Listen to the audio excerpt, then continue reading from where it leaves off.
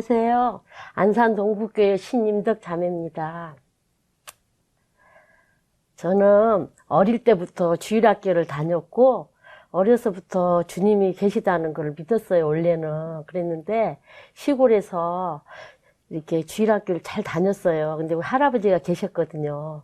근데 우리 동네는 유교가 많아서 불교를 많이 믿고 또 유교가 굉장히 강한 동네였어요. 할아버지가 그거 대빵이셨고 해서 그랬는데 이렇게 할아버지가 교회만큼은 가게 하셨어요. 우리 집에 제가 6남매의 맞이에요. 근데 일요일날 아침이 되면은 할아버지가 항상 애들아 일어나서 교회 가거라 하고 교회는 보내주셨어요. 그래서 제가 어릴 때는 일은 안 하고 살았어요. 시골에서. 그랬는데 그러다가 제가 이제 중학교를 졸업을 하고 고등학교를 가야 되는데 이제 집안 형편이 어려워서 못 가게 돼서 조금 쉬었다가 서울에 오면서 이제 고등학교를 가게 됐어요. 근데 그 어려운 가운데 이제 서울에 와서 보니까 자꾸 구원 받았나? 구원 받았어? 자꾸 물어보는데 나는 영생을 어떻다고 주님 분명히 말씀을 하셨는데 자꾸 구원 받았어? 하고 사람마다 물어보는 거예요. 그래서 저 구원 받았다고 했는데도 자꾸 그래요. 그러면 내가 할 나라를 못 가나? 자꾸 이게 나를 의심하지? 이랬거든요. 근데 이제 와서 보니까 이제 친정 고모가 있었어요. 저는 우리 아버지가 장남이시거든요. 그래서 할아버지가 계셨고 장손 집의 장녀였어요. 최고 아버지가 장손이었기 때문에 내가 거기서 제일 큰 손녀 딸이었어요. 그래서 사랑을 엄청 받고 살았어요, 원래. 그래서 고모가 이제 계셨거든요. 근데 고모들도 많고 이래서 저는 일을 하지도 않고 컸어요. 근데 막내 고모하고 저하고 같이 살게 됐어요, 항상. 고모가 이렇게 나를 화나게 하면은 매를 맞추기 위해서 할아버지한테 소리를 더 질러서 울게 하고 그렇게 우리는 꺼리낌이 없이 고모랑 살았어요. 근데 막내 고모가 먼저 예수님을 믿고 제가 이제 서울에 오게 되면서 구로동 모임을 가게 됐어요. 근데 구로동 모임을 가서 이제 고모를 통해서 제가 구원을 받게 됐어요. 성도들과 교제 가운데서. 근데 그 가운데서 제가 이렇게 지금 떨리냐면 제가 어릴 때부터 귀를 많이 아팠어요. 그래가지고 이렇게 자신감이 떨어져가지고 자꾸 떨리는 병이 있어요. 지금은 많이 나섰어요. 내가 이제 자신감이 있어서. 근데 이제 제가 고모를 또 이제 통해서 예수님 믿게 되고 이제 고등학교를 가게 되고 이렇게 됐는데 고모의 헌신이 굉장히 저한테 있었어요. 이제 몸이 아파서 직장 생활을 하기가 조금 힘이 들었어요. 그래서 돈이 많이 어렵고 물질적으로 어렵고 잘 곳이 없는데 고모가 단칸방에 살았어요. 근데 다락이 이렇게 있었는데 그 다락에서 내가 살게 됐어요. 거기는 신혼부부였는데 제가 학비도 못 낼 때가 있고 또 돈을 벌 수가 없어서 건강이 안 좋아서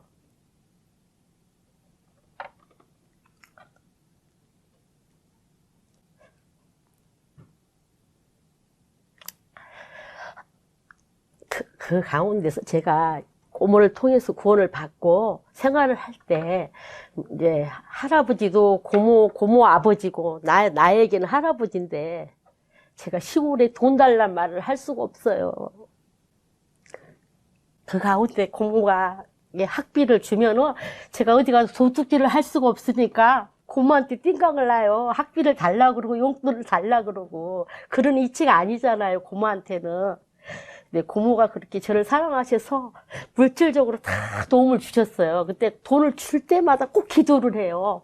돈을 이렇게 학비를 넣어갖고 봉투에 줄 때도 기도를 하고 제가 건강이 아파서 병원에 갈 때도 주님 이 돈이 절대 헛되지 않게 해달라고 주님 앞에서 이 돈이 헛되지 않게 이 돈이 가서 우리 조카에게 가서 이게 주님 앞에 영광이 되게 해달라고 꼭 기도를 하세요. 우리 고모가 돈 줄 때마다.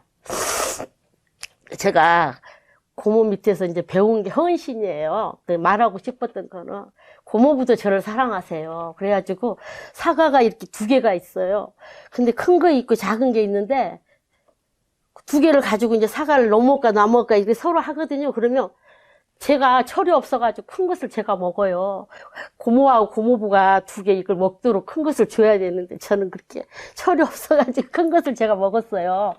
그렇게 제가 사랑을 많이 받고 살았는데 이제 구원을 받고 나서 고모에게 배운 그 사랑을 고모는 어디를 예수님 믿고 나서 고모가 나한테 가르친 게 있어요. 주님 안에서 어떻게 지내야 되는지를 저에게 가르친 게 있어요. 절대 교회 생활을 하면서 일꾼을 어렵게 하는 일을 절대 하지 마라. 그것을 고모가 저한테 가르쳤어요. 그리고 이제 사역자 길을 가실 때 이제 구원받고 이렇게 사역자 길을 가실 때 고모가 많이 우셨어요. 자기는 남한테 얻어먹고 사는 인생을 살기가 너무 힘들다 그랬어요. 누가 돈 주고 받고 사는 거를. 그런데 고모부가 그 길을 가시려고 하니까 사역의 길을 가셨어요.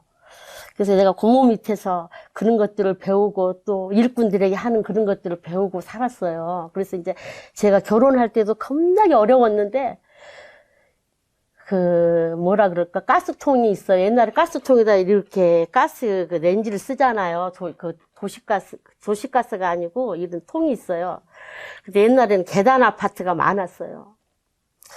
고모가 그때 그 아파트 10평짜리 아파트에 사실 때예요. 근데 우리 조카들이 오면은 그 10평짜리에서 우리 조카들을 다 섬겼어요. 조그만 아파트에서. 근데 내가 결혼을 하게 되니까 어려우니까 고모부가 그 통을 5층에서 지어다가 안산까지 저 결혼하는데 갖다 주시고 그 정도로 제게 이렇게 사랑을 주셨어요. 근데 내가 이제 나도 지금 현재 이렇게 주님의 은혜로 잘 돼서 고모에게 좀 잘하고 싶은 마음이 있어요. 이렇게.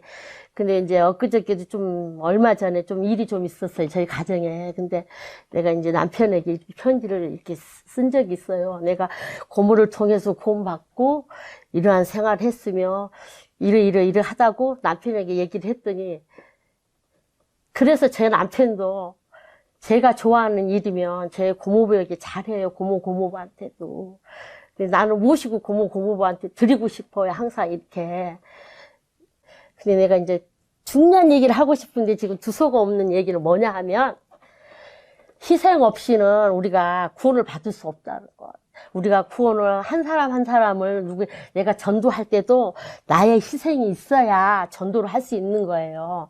근데 우리 고모는 어디 가다가 저자매님이 어렵다 그러면 분명히 자기가 안 쓰고도 갖다 주세요. 그리고 우리가 면접을 보러 갈 때도 고모 옷을 이렇게 입혀가지고 저를 면접을 보러 가게 하시고 그런 희생이 있어서 제가 오늘날 주님 안에 이렇게 잘 있는 거예요. 그래서 우리가 한 사람 전도한다는 게 쉽지 않다는 거예요. 그러니까 저는 그것이 하고 싶은데 그게 잘 안 되고 있어요. 그래서 전도하는데 우리 희생이 없이는 안 된다는 이유를 말하고 싶은 건데 지금 제가 얘기가 안 되는 게 뭐냐면 우리가 한 사람을 전도하는 것이 주님이 얼마나 어려웠으면 하늘나라에서 상급이 많다고 하셨잖아요. 그래서 나는 저 사람이 못하는 것을 이 자매가 만약에 저 가는 길을 못하면 저 사람을 꼭 전도해야 된다면 나는 함께 이렇게 동행해 주고자 하는 마음이 있어요. 누가 이렇게 교회로 오거나 이러면 그것을 주님이 저에게 은사를 주셨다고 저는 생각을 해요. 그래서 언제나 고모가 복음을 위해서 살듯이 저도 고모가 하는 것을 보고 자라서 그런지 우리 고모는 오늘도 우리 집에 오면은 전도를 예수님 믿지 않는 자녀들이 있으면 그 중에 조카를 안 믿는 조카 옆에 가서 꼭 앉으세요. 그래서 그 순간 짧은 순간에도 우리 고모는 복음을 전해요. 지금도. 그래서 저희 친정에 엄마, 여동생 둘, 또 이렇게 여동생이 지금 4명이 있어요. 저 밑으로. 고모를 통해서 저희 가정에 다 구원이 들어왔어요. 구원의 역사가 일어났어요. 근데 나는 고모의 10분의 1도 못하거든요. 그래서 나는 오늘 이렇게 얘기하려고 안 했는데 잘라주세요. 그래서 내가 고모를 통해서 구원 받았다고 이렇게 고모의 헌신에 의해서 제가 구원 받았다고 이렇게 내 간증을 얘기하고 싶어요. 고모 희생을 통해서 제가 학교도 나올 수 있었고 또 이렇게까지 주님이 부유하게 살 수 있도록 도와주시고 또 좋은 남편을 나에게 주셔서 또 아들도 저에게 2명을 주시고 이렇게 오늘날까지 고모의 그 헌신으로 인해서 내가 이렇게 잘 살고 있고 주님 은혜 안에서 살고 있다고 얘기하고 싶어요. 이상해.